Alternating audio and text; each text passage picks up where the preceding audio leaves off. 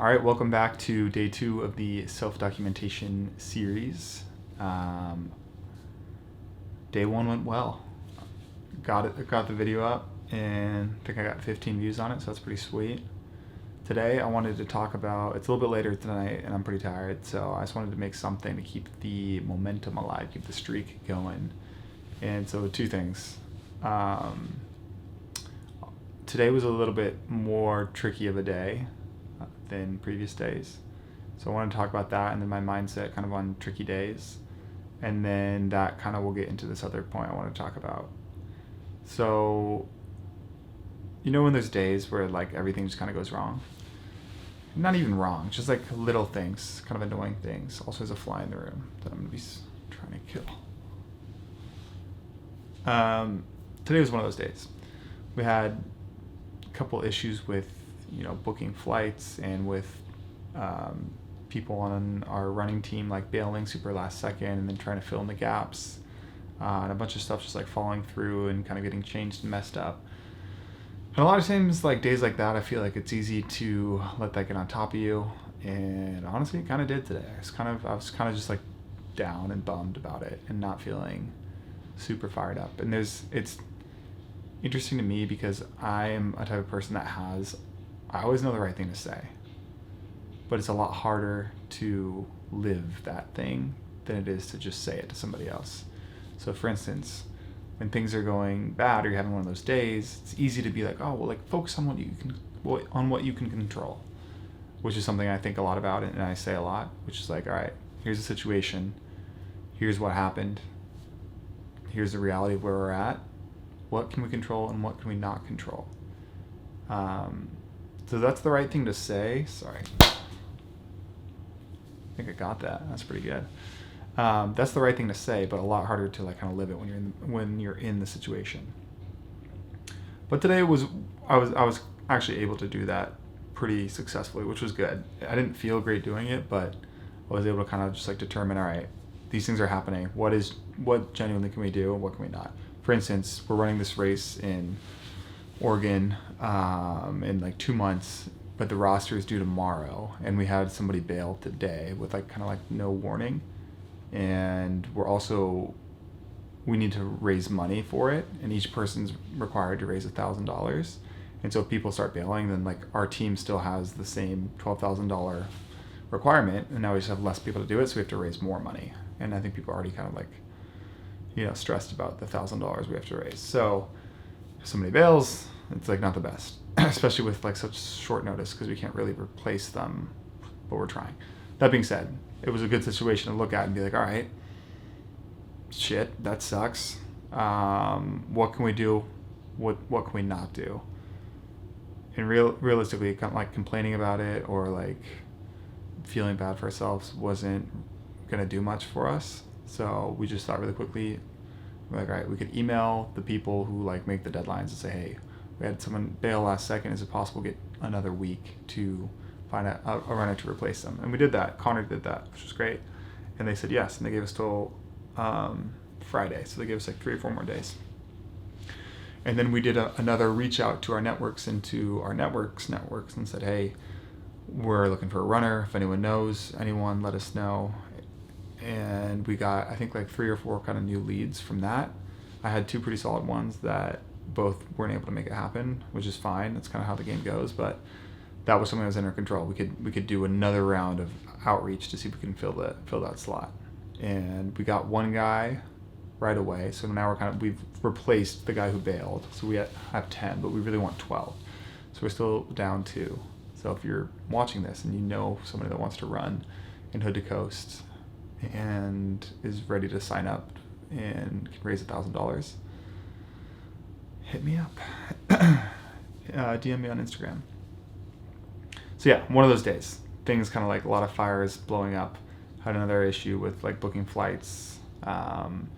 Something got canceled and then rebooked, and one of those things was like, it's not maybe anyone's fault really, but it just like is super annoying and adds another thing that you have to solve, another fire to put out. Sometimes when I'm in situations like that where it feels like everything is just kind of like going to shit, I kind of just let it. I'm like, all right, fuck it.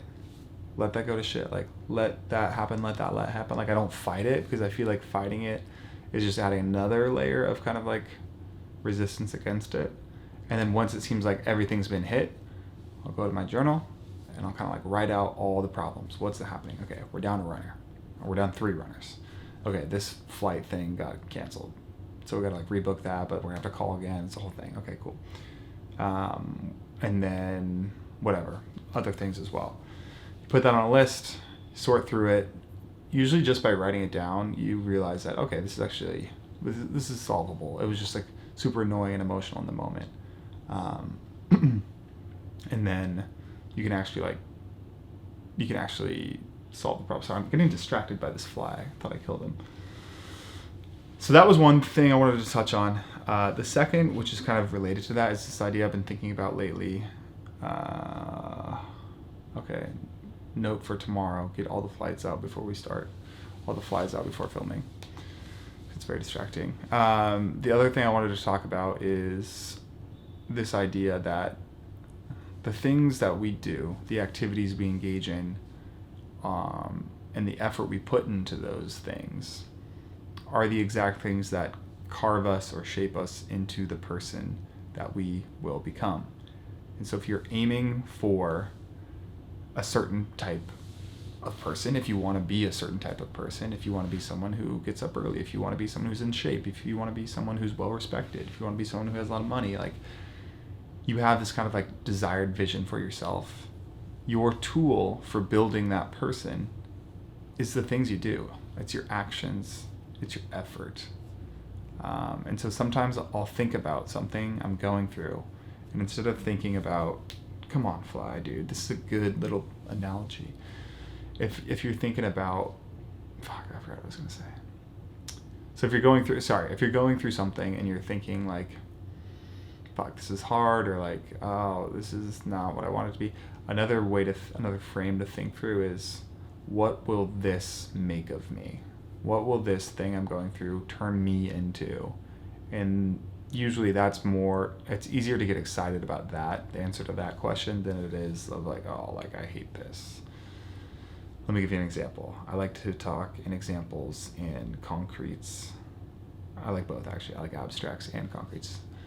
But so let's say I'm going to come up with an example on the fly. Well, even today, let's just take a real one. So like, that happens, right? Runner bail, super last second. You have 24 hours to find a replacement. Kind of shitty, but it's an opportunity to kind of step into a new role.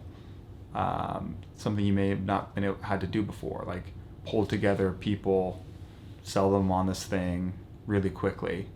So one, it's testing your ability to kind of network and like have a network and reach out to that network and ask for stuff.